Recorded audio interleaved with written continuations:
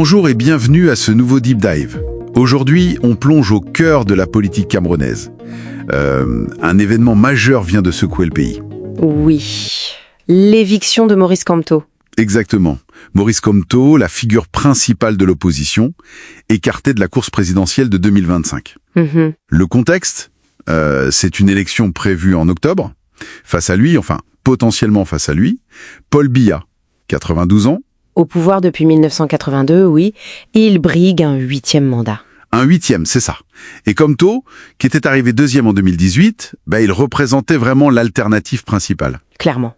Sa disqualification par Elecam, l'organe électoral, c'était le 26 juillet, ça change absolument tout. Nos sources, elles décrivent une situation, disons, tendue. Très tendue. Notre mission, donc, essayer de comprendre les faits, les raisons, officielles ou peut-être moins officielles, et surtout, les implications. Qu'est-ce que ça veut dire pour le Cameroun ? Absolument. Et ce qui est fascinant, en fait, quand on regarde les sources, c'est l'ambiguïté. L'ambiguïté autour de la justification. Ah oui ? Comment ça ? Certaines sources disent que la disqualification vient du boycott des élections de 2020 par le parti de Kamto, le MRC.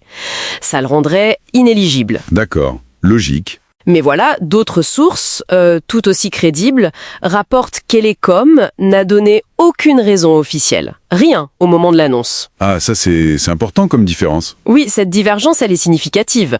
Ça pose question d'emblée sur la transparence de tout ça. Et Kamto lui-même, il faut rappeler qui il est. C'est pas un nouveau venu. Professeur de droit, avocat, il a même été ministre. Oui, un parcours solide.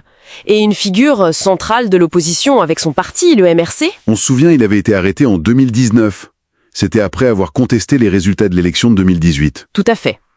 Et pour 2025, justement, il avait tenté une stratégie, se présenter sous la bannière d'un autre parti, MANI-DM. Une manœuvre, oui. Une manœuvre, voilà. Sans doute pour contourner d'éventuels blocages liés au MRC à ce fameux boycott de 2020. Exactement. Une stratégie qui, manifestement, n'a pas suffi. Non, clairement pas. Et donc pour la suite ? Le recours. Il a 48 heures pour faire appel, c'est ça ? Devant le Conseil constitutionnel. Oui, c'est ça. Mais là aussi, il y a un hic, si on peut dire. Les sources rappellent un point important. Lequel ? En 2018, il avait déjà essayé, sans succès, de récuser des membres de ce même conseil. Ah oui, exact. Pour leur lien supposé avec le parti au pouvoir, le RDPC. Précisément. Donc, ça soulève forcément des questions sur l'impartialité de l'instance d'appel et sur les chances réelles de succès de ce nouveau recours. Oui, on imagine que ça pèse. Et sur le terrain, comment ça réagit ? Les sources parlent de tension, c'est ça ? Oui, la réaction a été immédiate, d'après ce qu'on lit. Déploiement massif des forces de sécurité à Yaoundé, à Douala. Ah, carrément. Et un détail qui interpelle, les Nations Unies avaient apparemment émis une alerte sur des risques de manifestation avant même l'annonce d'Elecam. Avant, donc, ils anticipaient. Ça suggère une forte anticipation, oui. Une volonté de l'État de contrôler l'espace public, de dissuader toute contestation. C'est cohérent aussi avec des interdictions passées de coalitions d'opposition. D'accord. C'est une stratégie de contrôle assez claire, alors. On dirait bien. Bon, alors si on prend un peu de recul, au-delà de l'événement lui-même, qu'est-ce que tout ça implique à plus long terme pour le Cameroun ? Si on connecte un peu tous les points des analyses. Alors, si on essaie de synthétiser, plusieurs conséquences majeures se profilent. Premièrement, c'est un coup dur pour la crédibilité du processus électoral. Et pour le pluralisme démocratique, évidemment. Oui, ça renforce l'image d'un système verrouillé. C'est ça, verrouillé par le RDPC. Deuxièmement, et c'est pas négligeable, un risque accru d'instabilité. De troubles sociaux peut-être. Parce qu'on ferme une porte. Exactement. On ferme un exutoire politique majeur, légal. Du coup, le mécontentement, il pourrait chercher d'autres voies. Dangereux. Troisièmement, ça risque d'affaiblir encore plus l'opposition, qui est déjà assez fragmentée, voire de la fragmenter davantage. D'accord. Quatrièmement, ça complique encore la question de la succession de Paul Biya. Une question déjà très très tendue. Qui était déjà un sujet majeur. Absolument.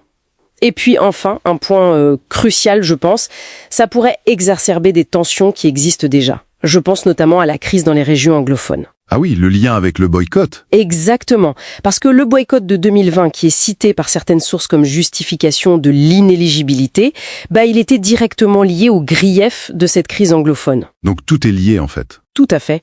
On a l'impression que le mécanisme électoral est perçu ou utilisé plus pour légitimer un pouvoir déjà en place que pour offrir un choix réel aux électeurs.